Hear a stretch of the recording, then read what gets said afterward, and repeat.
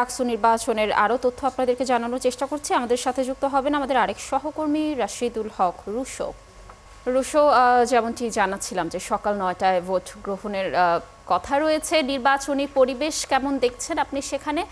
Vote কেন্দ্রের নিরাপত্তা নিয়ে কারো কোনো শঙ্কা রয়েছে কিনা, কেউ কিছু বলেছে কিনা এই বিষয়ে? এখন পর্যন্ত আসলে নিরাপত্তা কোনো শঙ্কা বা ঝুঁকি আমরা দেখছি না, বা এরকম কোনো অভিযোগও কিন্তু নেই। যে এই কিছুক্ষণ পরেই রাকসুর যে বহুল প্রতীক্ষিত রাকসু আসলে ৩৫ বছর পরে এই নির্বাচন অনুষ্ঠিত হতে যাচ্ছে, সেটারই আসলে প্রস্তুতি কিন্তু চলছে। এখানে আপনি দেখতে পাচ্ছেন এই যে স্বচ্ছ ব্যালট বাক্সগুলো আছে, এখান থেকে যারা প্রিজাইডিং অফিসার আছেন, যারা কর্মকর্তারা আছেন ভোট গ্রহণ করবেন, তারা মূলত রাকসু কোষাধ্যক্ষের যে কার্যালয় এখানে এসেছেন। এখান থেকে তাদের যে নির্বাচনী মালামাল বা সামগ্রী আছে সেগুলো তারা সংগ্রহ করতে এসেছেন। আপনি দেখতেই পাচ্ছেন এখানে স্বচ্ছ ব্যালট বাক্সগুলো, তারপরে যে ভোটের সবকিছু, যে সমস্ত সরঞ্জাম, অমোচনীয় কালি, এবং আপনি জানেন যে ওএমআর শিটে ভোট গ্রহণ হবে, এই সমস্ত যে সরঞ্জাম সেগুলো কিন্তু এখান থেকে বিতরণ কার্যক্রম চলছে, শুরু হয়ে গেছে ইতিমধ্যে।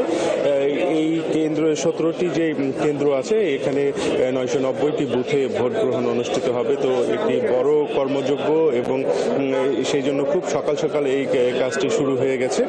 আপনাকে যদি কিছু তথ্য দিয়ে রাখি, এই পাশাপাশি রাকসু নির্বাচনে এবার যেটি হয়েছে যে কেন্দ্রীয় রাকসু 23টি পদে 305 জন প্রতিদ্বন্দ্বিতা করছেন। এছাড়াও যে সিনেট ছাত্র প্রতিনিধির 5টি পদে 58 জন, এবং 17টি হল সংসদের 255টি পদের বিপরীতে কিন্তু এখানে 555 জন প্রার্থী প্রতিদ্বন্দ্বিতা করছেন। গতকাল থেকেই নির্বাচন কমিশন কথা বলছে গণমাধ্যমে, এবং সবার যে আসলে একটি আকাঙ্ক্ষিত বিষয়, জানার বিষয় যে নির্বাচন হবার পরে ফল প্রকাশের কতক্ষণ লাগতে পারে, বা এটি তারা বলছেন যেহেতু ওএমআর শিটে ভোট গ্রহণ হচ্ছে এবং মেশিনের মাধ্যমে ফলাফলটি ঘোষণা করা হবে, তারা বলছেন যে গতকাল নির্বাচন কমিশনার বলেছেন 17 ঘন্টা সময় সর্বোচ্চ তারা ধরে রাখছেন, এর মধ্যে তারা হয়তো ফল প্রকাশ করতে পারবেন। সব মিলে যদি আইন শৃঙ্খলা বাহিনীর কথা আপনি শুরুতেই বলছিলেন, গতকালই রাজশাহী মেট্রোপলিটন পুলিশ কমিশনার তিনি পুলিশ সদস্যদের উদ্দেশ্যে ব্রিফ করেন, তখন গণমাধ্যমে তিনি কথা বলেন। এখানে প্রায় 3000-এর মতো পুলিশ সদস্য থাকছে।